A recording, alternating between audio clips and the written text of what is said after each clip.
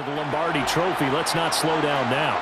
And I like the way you went there. Let's not slow down now because the first half... And he fumbled it. It's on the ground. And it's picked up by the Buccaneers. And they take possession of the football and have it at the 36-yard line. Well, CD, that's one of those plays you put a mark by. I mean, that could be a big momentum swing here on the opening drive of the third quarter. Yeah, we may have to revisit it, right? Because if that drive ends up in the end zone, they're sitting pretty at that point. Now, instead, it's a two-score game. That has a chance to tighten up considerably. Trask to throw it.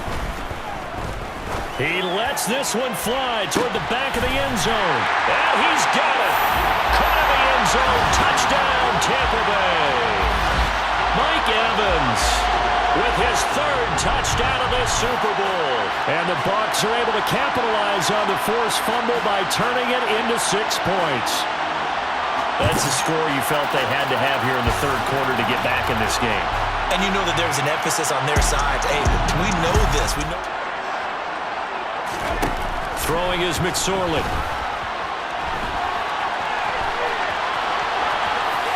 And he just gets off of play action. It's McSorley. He'll buy some time right. He's got a man. Complete.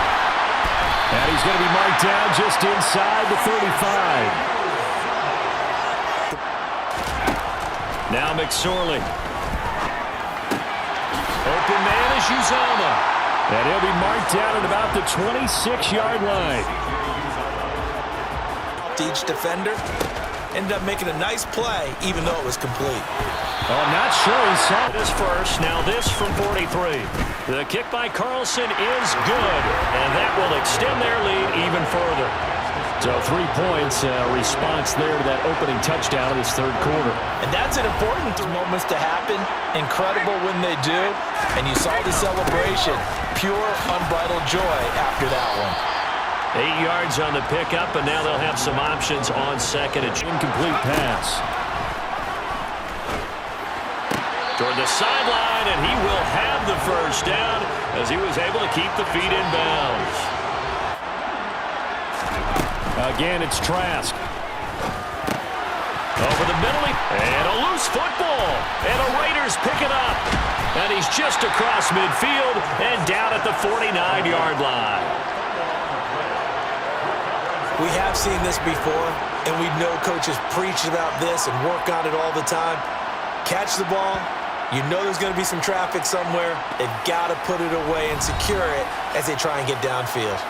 The Raiders offense now, they trot back out. The quarterback, or we talk about the quarterback throwing guys open, putting it in the right spot. How about some credit for the receivers? Absolutely. They find ways to get open, whether they owe his hand, and that's just where he needed to be to knock it away. Going up top for Miller. And he fires one that's intercepted. With the points that we've seen scored, neither defense has been at their best, but these guys, they've been a little bit better, Charles, and a nice interception there. Yeah, you're right about that, Brandon. Let's face it. It's not always how you start, it's how you finish, right? So maybe you have a rough game all the way along, but if you make a big play like that at the right time, it can make everything turn out just okay. The Raiders offense ready to go. They'll have good field position. Jacobs going to try the middle. And nothing much material in the mess there and making a nice play defensively. That's caught by his tight end, Uzomah. And he won't quite make it. He needed 6. He got him. On fourth down, here's McSorley. All right, rifles one, and that's going to be intercepted. Picked off by Levante David. And the Bucs are going to take possession of the football.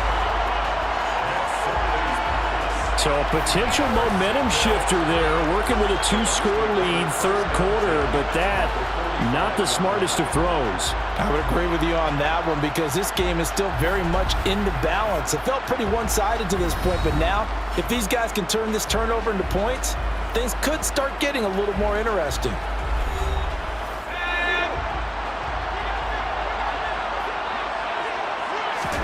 They go back to the air here after the INT on the last drive. taken down for the 5th time this game. Multiple defenders there to get him. My man, it's been a rough night for that offensive line, and it's only getting rougher. To try again after the sack. Trask. And pressure coming, and they got him once again. They'll wind up losing a full 9 yards here on the sack. Now it's 3rd down. The entire game, but as a quarterback, you've also got to have the clock. Oh, the pressure too great, and he goes down once more. And now that brings up 4th down there, a loss of 6 yards on the sack. Here's McSorley on 1st and 10. It's complete to Hopkins. Not exactly at the point where we're doing 4-minute offense yet, but they've got to think about, I'm not going to say milking the clock, but understanding clock management here on out. And he is going to have the Raiders 1st down as they're able to convert, albeit not by much, on 3rd and a yard. 1st down, here's White. And they get him down, but not before he takes it across the 40-yard line.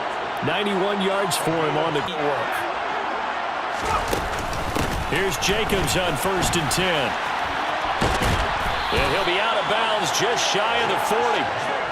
15 more there, and they're on a roll. It's another 1st down. I don't know what this says about me, but they go play action now with McSorley. Sliding out of the pocket. That is caught. It's Uzomah.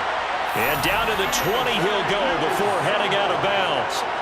23 yards on the play. Inside the red zone here, they'll look to throw.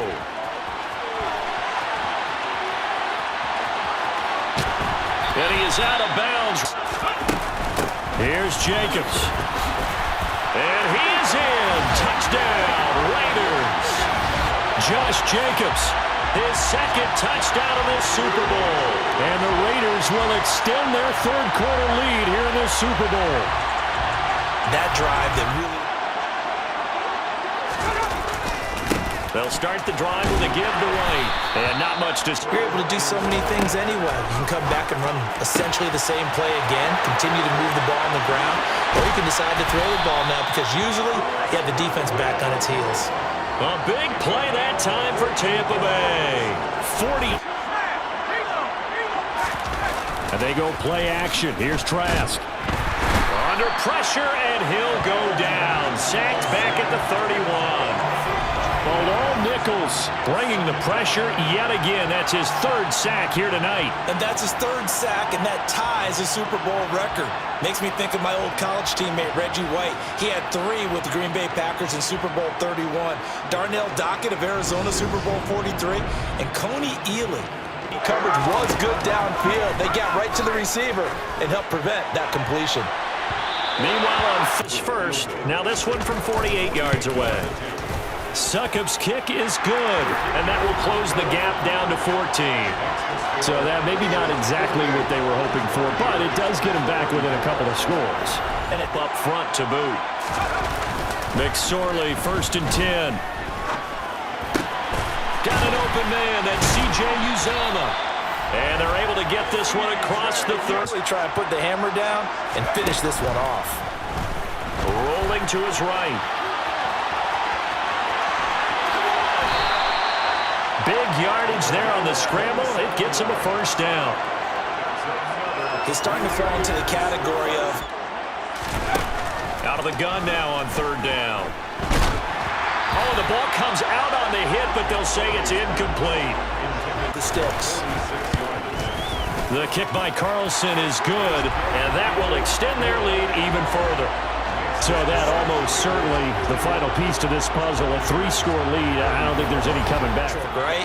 I'm not sure exactly what you do in the NFL except applaud and continue to hope you see a little bit more of this. What a tremendous game. You want to start a new tradition? What can we throw on the field? I don't know. Throw your mic out there. On the draw, it's White. And this has been a recurring theme tonight for sure. Nowhere to run. Back to the line of scrimmage, that's all. No gain on that one. The chains. On 3rd down, Trask. And he'll be hit as he releases it, and that'll fall incomplete. We've seen this quite a few times in this game. Offensive line unable to keep leverage, unable to keep people away, facing a lot of pressure. Trask down to his final gasp here on 4th down. Going deep this time for Miller. And that's going to be too high. Out of bounds and incomplete. The Bucs try it on 4th down but come up empty. And the Raiders with the football now in excellent field position. Well, at this stage of the game in the second half, down 3. They'll come out throwing here on 1st down. On the slant, DeAndre Hopkins. And he's going to be marked down just outside the 10. On 3rd down, it's McSorley. Flush to his right. To the goal. He'll look to throw. Touchdown! DeAndre Hopkins. A 9-yard touchdown grab. And the Raiders are feeling good as they extend their lead in this Super Bowl. And you wonder now if he might be able to remove the helmet, put on the baseball cap, and watch the rest of this one from the sideline. His 5th touchdown pass of the game. Say that again. Has taken charge and controlled this game. Face a challenge of stopping this opposing offense, and they've done so with it. And Evans hauls it in. Touchdown, Bucs. Mike Evans with a record. They'll look to throw here. And that's going to be caught for a Raider touchdown. DeAndre Hopkins, his 2nd touchdown of the Super Bowl. And the Raiders are starting to pour it on at the game's biggest stage. They are running away with this Super Bowl. Usually that's when it can be tipped.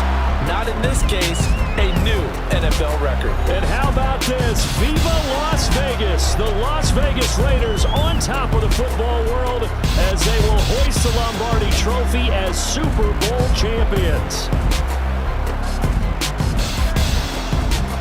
And to the Super Bowl champions, they etch their name forever in NFL immortality.